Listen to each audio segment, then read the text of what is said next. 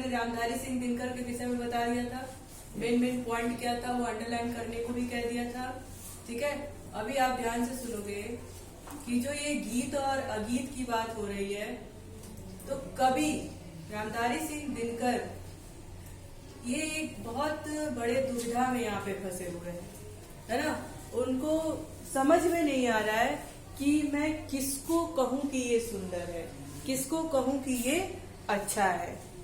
वो जो बोल करके अपनी बातें, अपनी भावनाएं व्यक्त कर पा रहा है, या फिर वो जिनके अंदर भावनाएं तो है, उनके अंदर मन तो है, पर वो बोल नहीं पा रहा है ना। अपने भावनाओं को शब्द नहीं दे पा रहा है।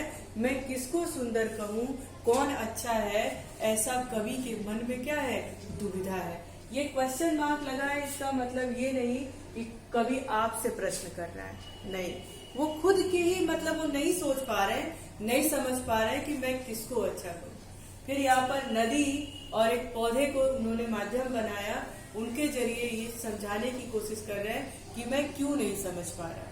ठीक, यह है कि गाकर गीत विरह के तटनी बेगवती बहती जाती, दिल हल्का कर लेने को उपलों से कुछ कहती जाती। उपलों का मतलब क्या होता है यहाँ पर?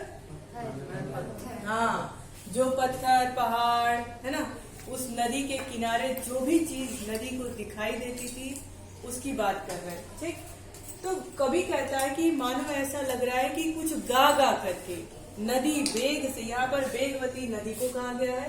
ठीक, वेगवती नदी जो है वो गा गा करके आगे की तरफ बढ़ रही है, मानो वो कह रही है, और उन किनारों से, अपने तट से, वहाँ पर मौजूद उन पेड़ों से, उन पत्थरों से, उस पहाड़ से, कि आपसे बिछड़ने का मुझे कितना गम है, कितनी दुखी हूँ। यह विरह, यह वेदना, मानो वो गीत जो है, नदी जो है वो गा गा कर। क्यों? क्योंकि जब नदियां बहती हैं तो हम क्या कहते हैं कि नदी कलकल करते हुए बह रही है, यानी कुछ तो स्वर, कोई तो ध्वनि। जब नदी तेजी से बहती है तो कोई तो आवाज आती है ना, आती है कि नहीं? तो उसी को कवि ने कहा कि मानो वो गा गा करके कह रही है कि मुझे आपसे बिछड़ने में कितना कष्ट हो रहा है। और वही तट पर एक गुलाब सोचता, देते यदि स्वर मुझे विधाता, अपने पतझड़ के सपनों को मैं भी जग को गीत सुनाता। और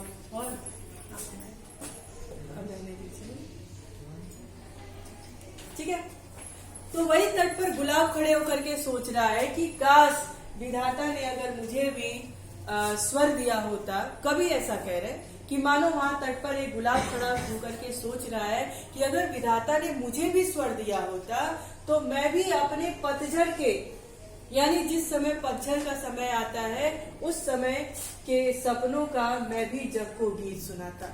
उस समय मैं क्या महसूस करता हूँ, है ना, वो गीत गा करके मैं भी सबको सुनाता। ऐसा कवि कहते हैं। क्यों?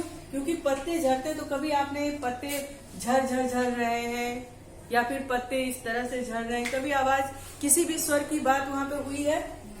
नहीं हुई है ना। तो उसके पास स्वर नहीं है। कभी ऐसा कहते हैं कि उसके पास स्वर नहीं है, परंतु उसको भी अपने पत्तों से, अपने पेड़ों से, वहां पे मौजूद समस्त चीजों से बिछड़ने का गम होता है। परंतु नदी उस गम को कह पा रही है, उस विरह की वेदना को गा पा रही है, और वो गुलाब नहीं गा पा रहा है ना। गाकर बह रही निर्झरी, पाटल मुख खड़ा तट पर, गीत अगीत कौन सुनता है। कवि कहता है कि वो निर्झरी है ना, वो जो नदी है, वो झरना है, वो गा गा करके बह रहा है, और वही पाटल मुख खड़ा, और वही किनारे पर गूंगा बन करके वो गुलाब खड़ा है। मुझे समझ नहीं आ रहा है कि गीत सुंदर है या अगीत, गीत अगीत कौन सुंदर है।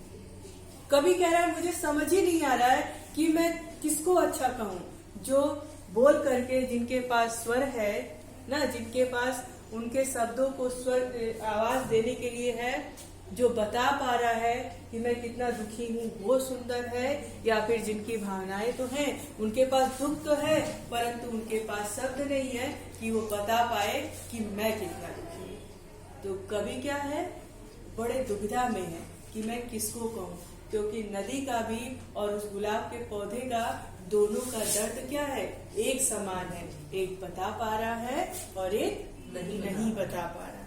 आई बात समझ में? किसी को दिक्कत? मतलब दुख दोनों के पास। हाँ, दुख दोनों के पास है, परंतु एक व्यक्त कर पा रहा है और एक नहीं व्यक्त कर पा रहा है।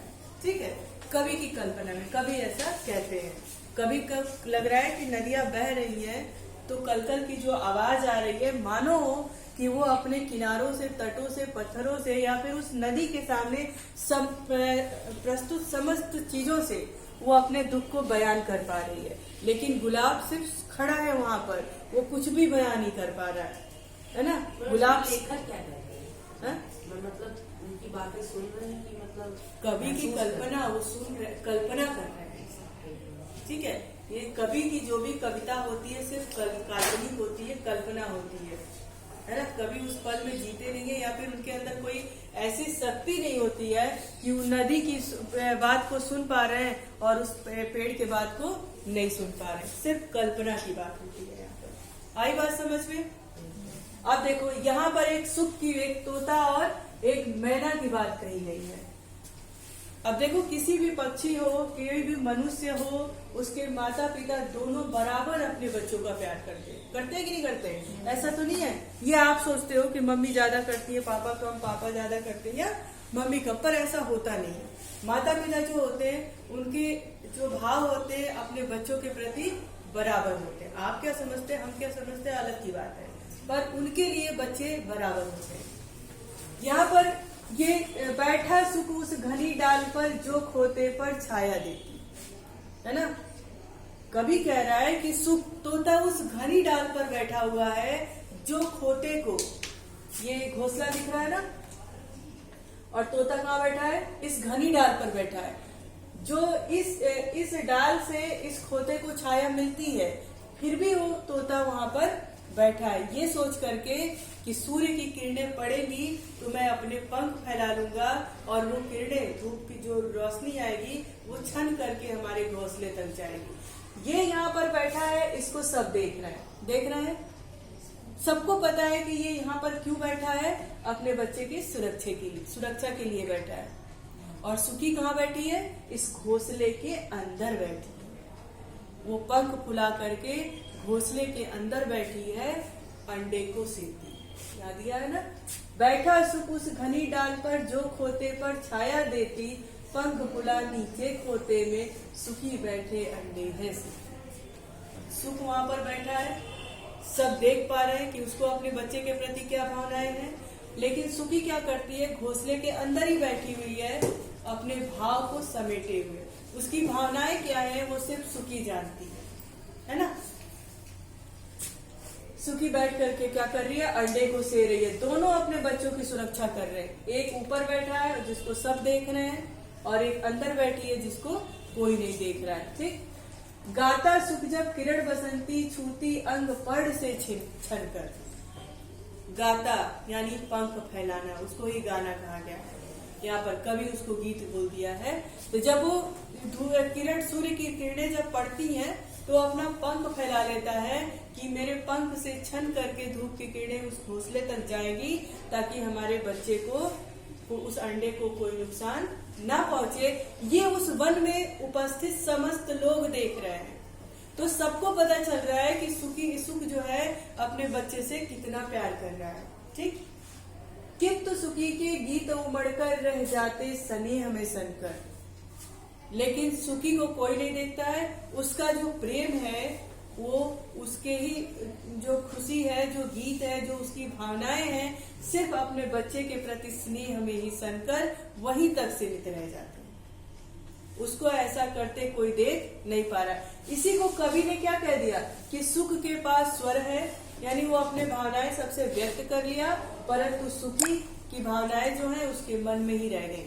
तो एक बता पा रहा है और एक नहीं बता पा रही है, लेकिन प्रेम दोनों अपने बच्चे से समान कर रहे हैं। ठीक, गूंज रहा सुख का स्वर वन में, फूला मग्न सुखी का पर है, गीत अगीत कौन सुनता। कवि कह रहे हैं कि यह पूरे वन में गूंज रहा है, ये पूरे वन के लोग जान रहे हैं कि सुख अपने बच्चे से कितना प्रेम कर रहा है, लेकिन उसी सुखी के पर फूले हैं, वो मगन है, वो खुश है अपने में ही, अपनी भावनाओं में ही खुश है, उसको व्यक्त नहीं कर पा रही, कोई बात नहीं, वो अपने भावनाओं में ही खुश है। गीत अगीत कौन सुनता है? कभी कह रहा है कि वो सुख का प्यार ज्यादा अच्छा है या उस सुखी का, है ना? गीत अच्छा है या अगीत, जो बोल पा रहा है वो अच्छा है या फिर जो नहीं बोल पा रहा है वो अच्छा है? ऐसी दुविधा मेरे मन के अंदर है ना? ऐसी दुविधा कवि के मन के अंदर है। जैसे आपको दो अच्छी चीजें दी जाती हैं और बड़ा मुश्किल होता है कि बेस्ट वन कौन सा है। दो चीजें दोनों बेस्ट रखी जाए आपके सामने और कहा जाए कि बताइए इसमें से भी अच्छा कौन है, तो आप दुविधा में पड़ जाओगे, असमंजस में पड़ जाओगे कि नहीं, कि मैं किसको अच्छा कहूँ। उसी तरह से कवि ने भी यहाँ सबका खुशी दुख सब एक समान है, पर वो असमंजस में है कि जो बोल के अपने दुख या खुशी को जाहिर कर पा रहा है उसको मैं ज्यादा अच्छा कहूँ, या जिसकी भावनाएं उसके मन के अंदर है उसको मैं ज्यादा अच्छा कहूँ। ऐसी दुविधा कवि के मन में है। आई बात समझ में? किसी कोई कष्ट हो तो बता देना। अब आगे देखिए, एक तो नदी और पौधे की बात हो गई थी, दूसरा पक्षियों की बात हो गई थी, अब तीसरा मनुष्य की बात होगी, है ना? अलग अलग कवि ने तीनों भावनाएं अलग अलग दर्शाई है कि किस तरह से लोग अपने भावनाएं व्यक्त कर पाते हैं और किस तरह से नहीं कर पाते। यहाँ पर देखिए, दो प्रेमी हैं यहाँ एक जग, बड़े साज आल्हा गाता, पहला स्वर उसकी राधा को घर से यहाँ खींच लाता, चोरी चोरी खड़ी नीम की छाया में छिपकर सुनती, हुई न क्यों मैं कड़ी गीत की विधना यूं मन में गीत। यहाँ पर नायक और नायिका है, दो प्रेमी है ना? एक देखो यहाँ पर है और एक यहाँ पर है ना? ये गाना गाता है, इसका पहला स्वर सुन करके ही, इसके प्रेम रूपी गाए हुए गीत का पहला स्वर सुन करके राधा दौड़ी हुई चली आती है, लेकिन क्या करती है वो? अपने प्रेम को उसके सामने जाहिर नहीं कर रही है, वो छुप करके सुन रही है। यानी नायक और नायिका दोनों एक दूसरे से उतना ही प्रेम कर रहे हैं, एक सबको बता रहा है और एक उसकी अपनी भावनाओं को मन में लेकर के बैठी हुई है। ठीक दिया है कि दो प्रेमी हैं यहाँ एक जब दो प्रेमी यानी नायक नायिका जो जब यहाँ एक ही है तो बड़े साज आला गाता। एक क्या करता है? सुबह शाम आला गाता है, गाना गाता है, सुबह एकदम भोर से ही उठ करके गाना गाने लगता है, पहला स्वर उसकी राधा को घर से यहाँ खींच लाता। और जैसे ही वो अपने भावनाओं को स्वर देता है, उसका पहला शब्द सुन करके ही राधा अपने घर से खींची चली आती है उसके प्रेम में। ठीक, चोरी चोरी खड़ी नीम की छाया में छिपकर सुनती, वो अपने घर से दौड़ के चली आती है, परंतु क्या करती है? चोरी चोरी छिप करके नीम की छाया में, नीम के पेड़ के नीचे खड़ी होकर के सिर्फ सुनती है और अपने मन में कहती है। उसके मन में भी भावनाएं हैं, वो भी चाहती है कि मैं गा करके सुनाऊं, अपने अंदर मेरे अंदर कितना उसके प्रति प्रेम है ये मैं बताऊं, लेकिन वो बताती नहीं है। वो क्या सोचती है? कहती है हुई न क्यों मैं कड़ी गीत की, यानी जो वो गाना गा रहा है तो मैं क्यों इसकी कड़ी नहीं बनी, यानी मैं भी उसके स्वर में स्वर मैं क्यों नहीं मिला पाई। विधना यो मन में गुनती, विधना यानी विधाता, वो कहती है हे भगवान मैं उस गीत की कड़ी क्यों नहीं बन पाई। यह मन में अपने क्या करती है? सोच पाती है। भावनाएं दोनों की बराबर थी, एक व्यक्त कर रहा था और एक नहीं व्यक्त कर रही थी। वो अपने मन में ही अपने भाव को लिए बैठी थी। ठीक, वह गाता किस वेग से फूल रहा इसका मन, गीत अगीत कौन सुनता है। कवि कह रहा है कि वो किस वेग से गा रहा है, यानी नायक जो गा रहा है ना, यह सुन करके, उसके गीत को सुन करके, उस नायिका के प्रति जो प्रेम है उसको देख करके नायिका का मन एकदम खुशी से फूल रहा है, उसका अंतर मन खुश हो रहा है ना। यानी ये तो जाहिर है कि दोनों एक दूसरे को उतना ही प्रेम करते हैं। तो कवि कह रहा है ये समझ नहीं आ रहा है कि जो गा करके अपने भाव को व्यक्त कर पा रहा है वो अच्छा है या जो नहीं गा पा रहा है, यानी गीत सुंदर है या अगीत सुंदर है। कवि इस दुविधा में पड़े हुए हैं। आई बात समझ में? किसी को कोई दिक्कत बता दो, अभी भी देख लो, अगर कोई दिक्कत हो तो मैं उसको बता दूंगी। ठीक है।